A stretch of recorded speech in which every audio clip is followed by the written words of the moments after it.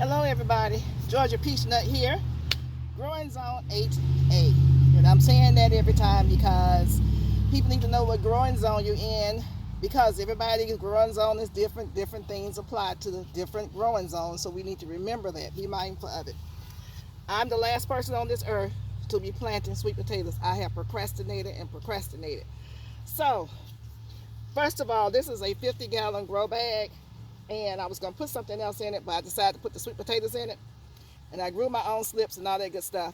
So I fluff it up by using my auger. I just go in there. Now this was full, and I took some of the soil out because I'm refurbishing this soil and amending it. So I took half of it out. I'm going to put the rest of it, some new soil, in on the top of it. So I'm trying to keep the bugs off. They just won't stop. Anyway, I'm just doing this because this pulls up the old roots. You don't have to do this, but this is a big bag. It's a big bag, so I just use my auger. You can use a fork, you can use a shovel, you can just use your hand. But because it is so big and it pulls these roots up, this is not a lot, but usually it pulls up more than that. I probably have gotten more than that out. So I'm going to sit this down because I think we're done with that. And because I'm sitting down, this is for people also, you have bad backs and whatever. You get your chair and you sit in the chair. Do as much as you can in the chair. And then when, if you can't do it in the chair, like this bag is heavy, I'm trying to pull up. You stand up for just a minute. I'm going to lift this bag up, cut it from the bottom. Now this is my fox farm. I want this in here with this because this has a lot of good nutrients in it. Cut from the bottom. I always try to have everything you need there. Don't always work like that. And just pour your soil in to your bag. This is for grow bag situations now, but you can apply the same method for in the ground. It's just that you would use soil, not potting soil, but in-ground soil. And I'm just going to get out as much as I can because I want my roots to hit this good nutrition that's in here, in this soil right here. So you can look up Fox Farm and potting soil and see what's all in there. You can look it up for yourself. But the most important part of planting something that's already rooted is to make sure that the roots hit something that has nutrition in it. The top part, not so much of a problem or worry, but the bottom part where the roots are, that's going to get fed. Yeah, you want them to be landing in something that's going to have some good nutrition in it. So I've used about half of this bag. Hopefully I get a chance to do some watermelon today. Yeah, I got watermelon too. I'm coming for y'all, all you braggers. Yes, and it is from seed.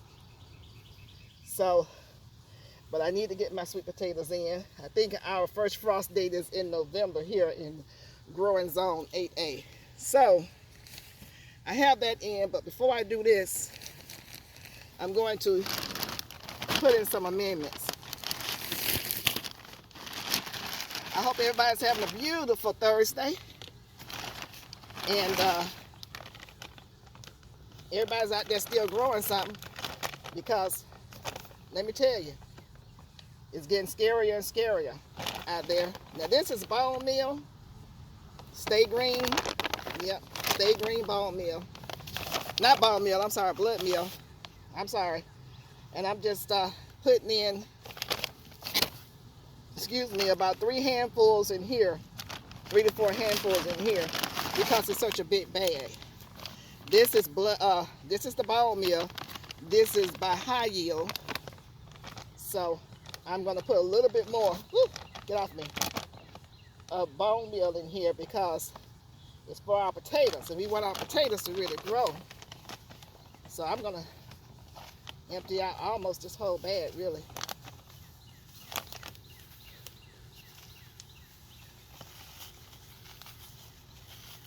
Okay, and you know this stuff flies all over the place. Woo! And then we're gonna give it. Now I'll show you this because people say, "Oh, what did you use?" But if I say bone meal, go by whatever bone meal is being, you know, um, sold in your area. I don't want that. That's for fruit trees. The next one, you already guessed it, and this is by Dr. Earth, but you can get any kind you want. This is tomato, vegetable, and herb fertilizer.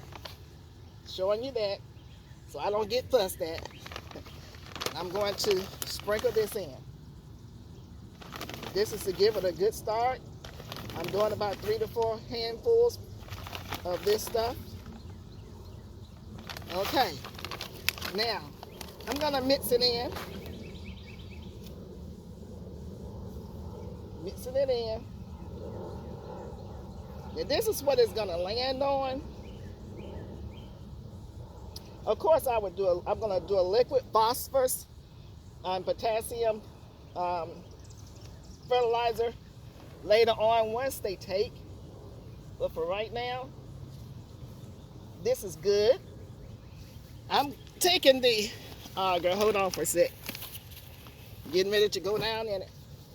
So it can mix up and down in there. It's like mixing a cake. This saves my arm and everything else. And I'm just mixing it all around. Since this is such a huge container, and you can see how it's pulling it back up. So, just to get it up and down inside of there. Okie dokie. That's enough of that noise. So now, I'm going to spread it back out. What we're going to do now is dump some of this black cow in here that's been sitting in my yard forever. And this is compost that's going to really, whoa, what's going on with you? You don't want to open up. It's not a lot, but it'll be enough. It's enough. Potatoes are going to love it. I have some more, but I don't feel like going to get it. So this will be fine. I'm going to, ooh, that stink. Mix that up with my hands.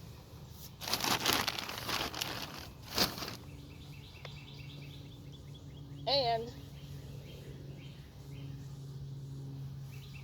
once I mix that in, I'm going to top it off with just some regular Vigoro. You know, I got bags of soil that I need to use up. I'm going to fill this whole thing up. So what I will do, let me see how many minutes I have, because y'all know I have this Minnie Mouse camera. I'm going to fill it up to the top. I need this bag to really get full. So, let y'all see what it looks like.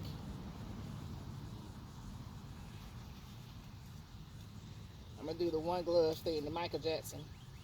Take this off, because I'm not going to try to have y'all. Y'all notice I tried to do short videos. Okay, hey y'all, how you doing? Let's see here what we're looking at.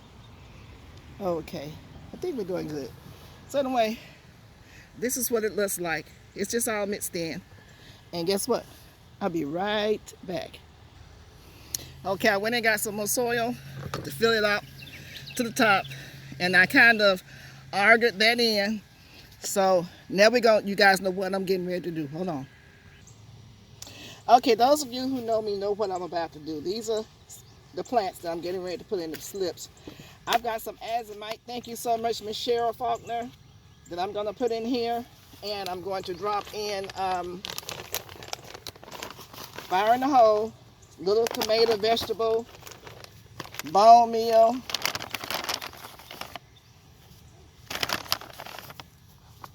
and blood meal.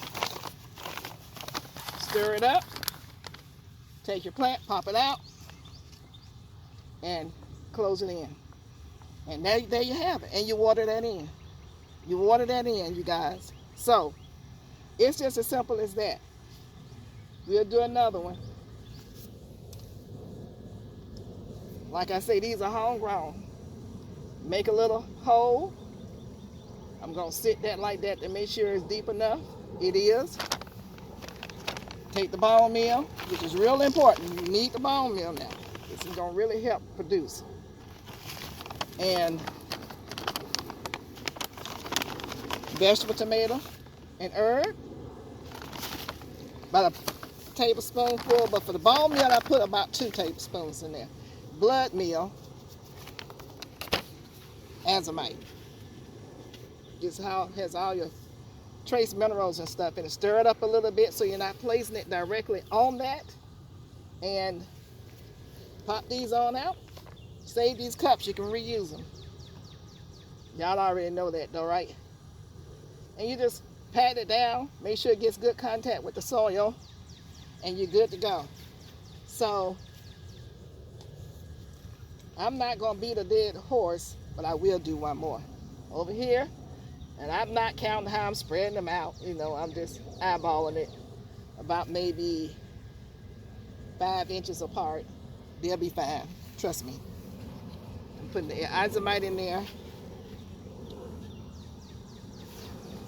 The blood, like I said, about a tablespoon. Just grab a pinch of it, you know, look like a tablespoon. Bone, 2 tablespoons. And you have your vegetable tomato. Herb, stir it up. Take your plant, squeeze it out. Put it in. Bada bing, bada boom. And you do that all the way around.